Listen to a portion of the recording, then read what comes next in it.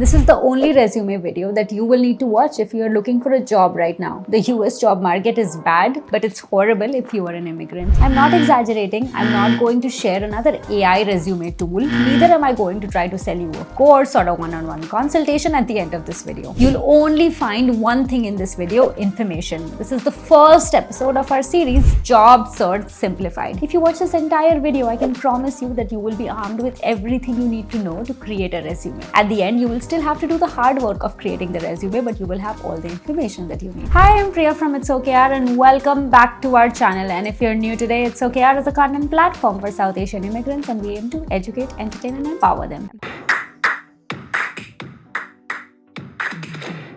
So what are we going to cover in this video? Number 1, resume format and different sections to include in your resume. Number 2, what is ATS? Number 3, professional summary with an example. Number 4, how to craft that bullet point. Number 5, how to identify keywords from job description and add them in your resume. Number 6, what if I have a career break and how to navigate that. Number 7, some common resume mistakes. This video is going to be long, so brace yourself and get ready to get educated. And there is a surprise at the end of this video, so carefully watch it, otherwise you're going to miss it. Resume formats and different sections to include in the resume. I think by now you all know that the resume should only be one page and a Word doc or a PDF. It can go to a second page if you have more than 10 years of relevant experience. I say relevant because if you were an engineer like me and have changed careers, then you don't need to write about your engineering experience unless you're applying for a role where your engineering background might be helpful. Keep the format of your resume very simple, something like this. Don't add your photograph. An ATS system is not going to be able to process these images. Don't add your full address. If it's been a while since you've completed your education, then don't add your graduation dates. Now let's discuss all the different sections in your resume. At the top of the resume, in the header, add your name. Use a big font and bold it, please. It should stand out. Below that, add your email address, your contact number, the city that you are currently in, and your LinkedIn profile with a hyperlink. That's it. You have the option to add your portfolio or website too. After this, here are the sections that you need to include in your resume. Number 1, your profile summary. More about that later. Number 2, skills. Number 3, professional experience. Number 4, leadership and awards. That's optional. And number 5, your education. That's it. No need to add hobbies on your resume. If you are an international student who's just completed their graduation or is about to complete, then your education section will be right after your professional summary. This was probably the most basic information in the video, but I promised details in this video, so I had to share it. Now that you've understood the format and the basic sections, let's discuss how to actually build a good resume, and that starts with a profile summary. What is the ATS and how does it work? Before I explain how to write a profile summary or a professional summary, let's take a minute to understand what an ATS is. It's important because for most people, ATS is like a black box. They think that it's like a machine that takes a resume as input and hands out automated rejections as an output. So let's do some myth busting, because if you understand how the ATS works, you'll also understand how to ensure your resume gets in front of the recruiter. So when you apply for a job online, you apply with your resume. As we all know, hundreds of people apply for a single job and a recruiter doesn't have the time to go through all of it. That's where the ATS or the applicant tracking system comes into picture. The ATS scans your resume and parses it. This involves sifting through information and converting it into a structured format. Almost all ATS can't parse images, and it may not be able to convert your resume in a structured format, and that's why you shouldn't have your image on the resume. The information is stored in the ATS tracking database. When recruiters want to find suitable job candidates, all they have to do is search through the database for them. Now the recruiter uses keywords related to a job to filter candidates for that role. For example, if the recruiter is hiring for a social media manager role, they may use keywords like social media, Instagram, TikTok to filter candidates. This helps the recruiter to reduce the pool of say 100 candidates to maybe 15 candidates. Reading the resume of 15 candidates is much easier for the recruiter than to read resumes of hundreds. But the journey of your resume doesn't end here. The recruiter now spends 6 to 8 seconds on each resume to figure out the top 5 candidates that can be interviewed. And you know what they read in those 6 to 8 seconds? Your profile summary. Actually, this is how most recruiters scan a resume. As you can see, most of the time they spend is on the profile summary, and that's why it's going to be one of the most important sections of your resume. Now let's understand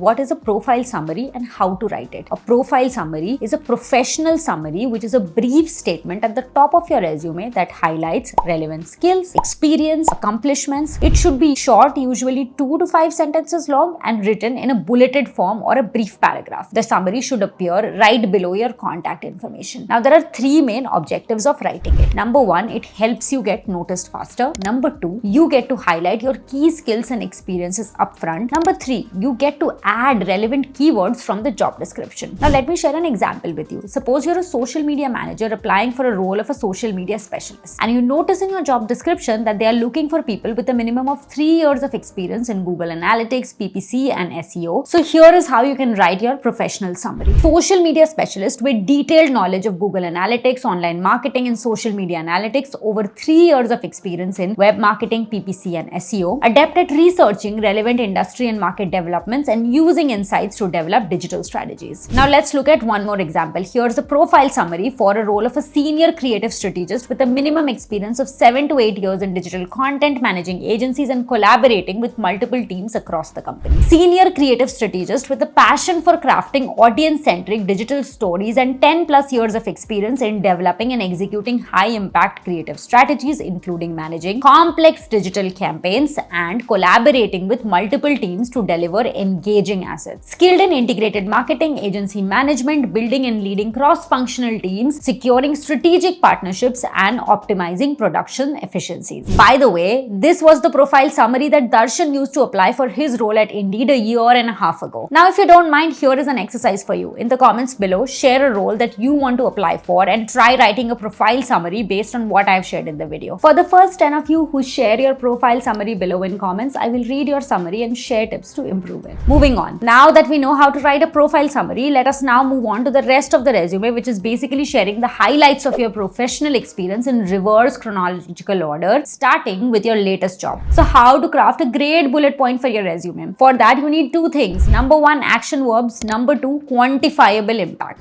Now, what do I mean by that? I think by now we all know that each resume bullet point should always start with an action verb. But why? It's because when the verb is specific to the job that you're applying to, it helps the hiring manager visualize the work that you are doing. For example, if you're applying for a role that requires you to have some leadership qualities, it makes sense to use action words like spearheaded, managed, led, etc. Now, here is a list of great action verbs. Next is quantifiable impact. Quantify your impact using numbers and metrics. Did your achievement save time for your team? Did it increase revenue? While you might not be able to do this for every bullet, do it for wherever you can. The biggest mistake most of us make in our resume is that we share a list of our duties, what we are doing on a day-to-day basis. I get so many resumes on LinkedIn on a daily basis asking for referrals, and this is a common mistake that I have seen. The hiring manager or the recruiter is not interested in that. They want to know the impact of your work. That is, what did you achieve? Now, does it require you to use some flowery language? Yes. But in this current market, it's important that you're able to market yourself in a way so that your resume and what you have done actually stands out. Some other things to keep in mind. Number 1, don't use fillers. Example, various, multiple. Instead, be specific by using numbers. Example, don't say implemented various features. Instead, say implemented 10 plus features. Number 2, remove personal pronouns. Example, I, my, their. It is understood that your resume is written about you and your experiences and personal pronouns. Just take up space and increase the wordiness. 1 to 2 lines long. Short, succinct bullet points are key to your resume's readability. Bullets or paragraphs that are 3 lines or longer will probably not get read. Now that we have understood the 2 things we need to craft a good bullet point, here is a format that will help you craft the best bullet point. Accomplished X as measured by Y by doing Z. Or if you want to make it easier, did X by doing Y to achieve Z. So how do we create a bullet point using a template? Here are a few examples. Number 1, led full redesign of website with findings from customer segmentation and competitive research, increasing website leads by 200%. Number 2, created a performance reporting template, achieving an 80% reduction in the preparation of standard client materials. Number 3, increased publication rate by 50% within 4 months by strategically building and managing a team of content writers. Number 4, produced 50 plus videos for the social team that drove 20 million views and increased social media followers by 20%. Notice how each example uses the format I shared earlier. Pay close attention to the fact that all of them start with a strong action verb, use numbers, and are accomplishment oriented. These elements show the recruiter that the kind of impact that you can have. Promise, once you get used to the style, you will look back at all of your previous resumes and wonder why you didn't use the style before. Let's discuss how to identify keywords from job description and add them to your resume. Everyone says include keywords in your resume, but there's hardly anyone that's explaining how to identify the keywords from the job description and then how to include them in your resume. But that's exactly why we are creating this video. Here are 6 steps that will help you in the process. Step 1. Read the entire job description. Before you start picking out keywords, read the entire job posting to get a general understanding of the job responsibilities and requirements. Step 2. Highlight action verbs. Identify action verbs that describe responsibilities. Words like manage, coordinate, develop, or design. Step 3. Spot technical skills, hard skills, and jargons. For jobs requiring specific tech knowledge, industry-specific terms, tools, or softwares will likely be mentioned. Example, Python, SEO optimization, financial forecasting, etc. Step 4. Identify soft skills. Look for descriptors that pertain to interpersonal or organizational abilities like team player, leadership, excellent communication, problem solving. Step 5. Focus on qualifications and certifications. Note any specific degrees, licenses, or certifications mentioned, such as MBA required, certified public accountant, or PMP certification. Step 6. List repeated terms. If a word or skill is mentioned multiple times throughout the descriptions, it's likely a crucial requirement for the role. Now that you have identified relevant keywords from the job description, all you need to do is include these keywords throughout your resume at relevant places. And here's how you can do that. Strategically place keywords throughout various resume sections, starting with your target job title and professional resume summary. Introduce some of the more frequently used keywords from the job description. As these sections sit at the top of your resume, they are the ones that the hiring professionals will definitely see. After that, continue incorporating keywords as skills and other important language in your work experience, education, certification sections, etc. Quantify using metrics alongside keywords. Rather than just listing skills, use them in context. Numbers like KPIs, metrics, and data showcase impact. Including them alongside specific keywords highlight how you achieved that impact. These tasks can seem daunting, but these days there are literally a ton of these AI tools that will help you with this entire process. I will share a link to a few in the description box. And no, this is not a sponsored video, so these are actually real tools that help people get jobs. Now we move to one of the most important parts of the video, how to address a career break in your resume. If you are someone who's had a career break and are finding it difficult to address that in your resume, don't worry, I've got you. A lot of you may have career breaks because you moved to the US on an H4 or an F2 visa, or because you were laid off, or maybe you had to tend to a family during a difficult time. It could also be because of you're facing burnout or were working extremely hard the last couple of years. The point is, career breaks are a part of life and it shouldn't define you. And I'm sure even when you're on a career break, you did a lot of things. So in your resume, it's best to showcase what you did, what you learned during the period. In fact, even LinkedIn introduced a feature in March 2022 allowing us to spotlight career breaks in the experience section of our profiles. Users can indicate they took a career break and select a reason from the drop down, including relocation, retirement, travel, volunteering work, career transition, caregiving, full-time parenting, gap year, layoff position eliminated, professional development, and so on. This just showcases that we are trying to normalize career breaks, so it's absolutely okay, so don't be too hard on yourself. Users can also add details such as responsibilities, achievements, and skills developed much more than your work experience. These are really creative ways of thinking about, talking about your career break. The point is, it's acceptable, but how do we strategically show that in the resume? Here are a few examples. I personally have vetted a lot of resumes with career breaks, and I'll give you a good few examples that you can kind of incorporate. So career break from April 29 to March 2021. You can talk about intentionally relocating your family from India to US, purchasing and settling into a new home, maternity leave, enrolling your children in school, or earning an AWS certified cloud practitioner certification. You can see a lot of other examples that will help you navigate and craft your own career break story. But here's the thing, if you are including this in your resume, be prepared to speak about it. I will cover how to address your career break during an interview in a different video, so please subscribe and press that bell icon. I think we have covered literally everything in great detail. I believe that's the only thing left is to list out a few common resume mistakes that you need to avoid. Now that we have covered everything in great detail, the only thing left to cover is a few common resume mistakes that you need to avoid. I've seen so many of them, so picking out some common themes. Number 1, spelling mistakes or typos. Please recheck your resume multiple times before applying for a job. Number 2, using the same resume for each application. I have explained the role of keywords and ATS in this video, so please don't use the same resume everywhere. Make changes according to the job description. It may seem taxing, but once you've got the hang of it, it should be fine. Number 3, attaching a photo. Do not do that. Number 4, including responsibilities instead of quantifying impact. Number 5, listing irrelevant skills. Number 6, going over 1 to 2 pages. 1 page is honestly the best, but if you've had more than 10 years of experience, it's